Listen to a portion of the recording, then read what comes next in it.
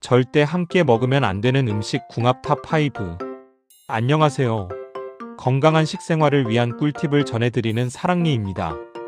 혹시 여러분이 평소에 자주 드시던 음식 조합이 사실은 우리 몸에 해로울 수도 있다는 사실 알고 계셨나요?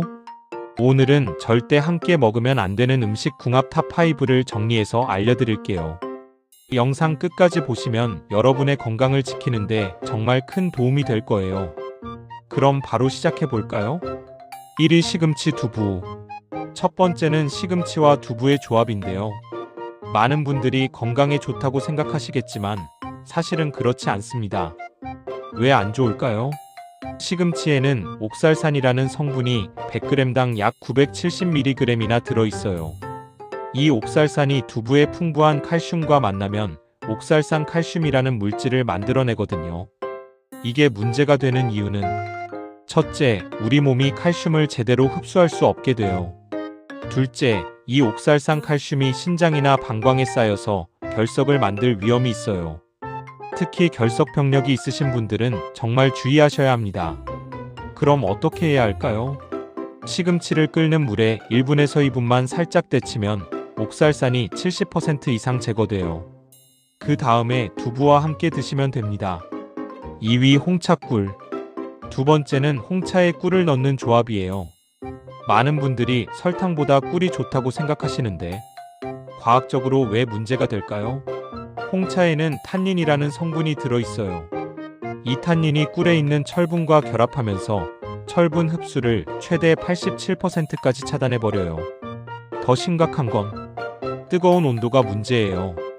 꿀에는 디아스타아제, 인버타아제 같은 소중한 효소들이 들어있는데 60도 이상의 뜨거운 물에서는 이 효소들이 완전히 파괴돼 버려요.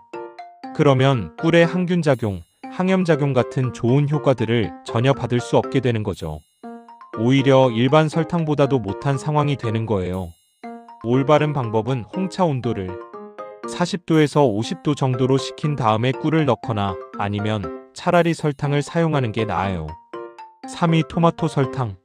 세 번째는 토마토에 설탕을 뿌려 먹는 것입니다.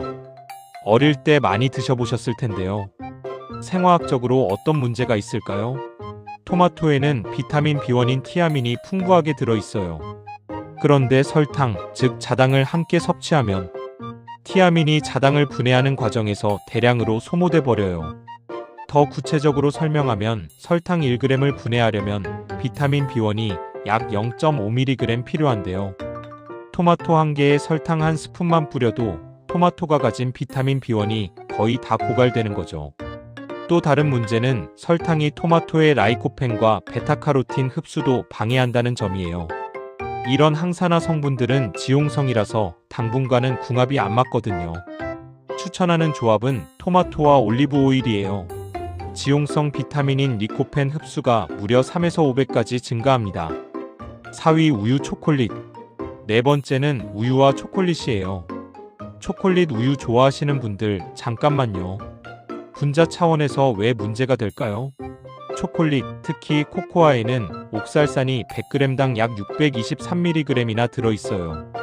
우유 한 컵에는 칼슘이 약 300mg 정도 있는데 이 둘이 만나면 아까 시금치와 똑같은 문제가 생겨요.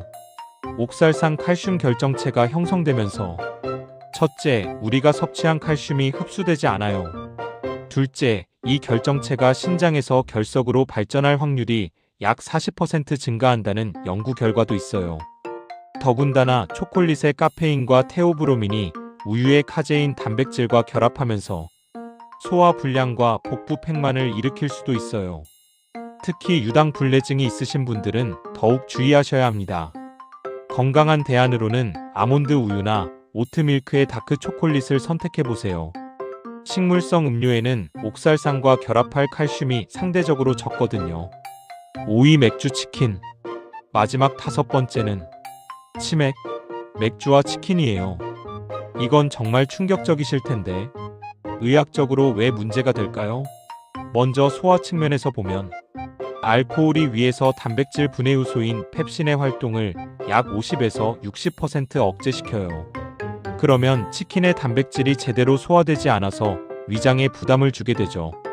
더 심각한 건 통풍 위험이에요. 알코올 자체가 체내에서 요산 생성을 촉진시키는데 치킨 같은 고단백 식품의 퓨린과 만나면 요산 수치가 평소보다 2에서 3배까지 올라갈 수 있어요.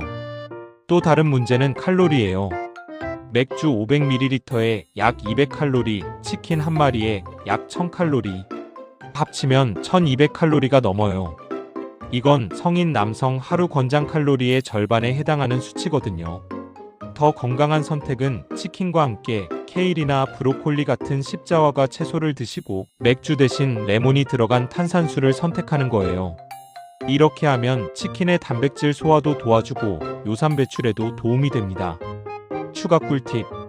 자, 그럼 반대로 함께 먹으면 더욱 좋은 건강한 음식 궁합도 간단히 소개해 드릴게요. 첫 번째, 토마토와 올리브 오일. 리코펜 흡수가 증가해요. 두 번째, 브로콜리와 레몬. 비타민C 상승 효과가 있어요. 세 번째, 시금치와 비타민C가 풍부한 과일. 철분 흡수를 도와줘요. 네 번째, 견과류와 녹차. 항산화 효과가 배가 됩니다. 다섯 번째, 요구르트와 베리류. 프로바이오틱스 효과가 증대돼요. 잠깐 중요한 주의사항이 있는데요. 오늘 말씀드린 내용은 일반적인 경우이고 개인차가 있을 수 있어요. 특히 기존에 질환이 있으시거나 특별한 체질이신 분들은 반드시 의사와 상담하시고 무엇보다 다양하고 균형 잡힌 식단이 가장 중요합니다. 자, 오늘 영상 어떠셨나요? 평소에 당연하게 생각했던 음식 조합들이 사실은 우리 몸에 좋지 않을 수도 있다는 걸 알게 되셨죠? 오늘 영상이 도움이 되셨다면 좋아요와 구독 꾹 눌러주세요. 여러분이 평소에 즐겨 드시던 조합 중에 오늘 제가 소개한 내용이 있으셨나요? 댓글로 꼭 알려주세요. 여러분의 경험담도 궁금해요. 건강한 하루 보내세요.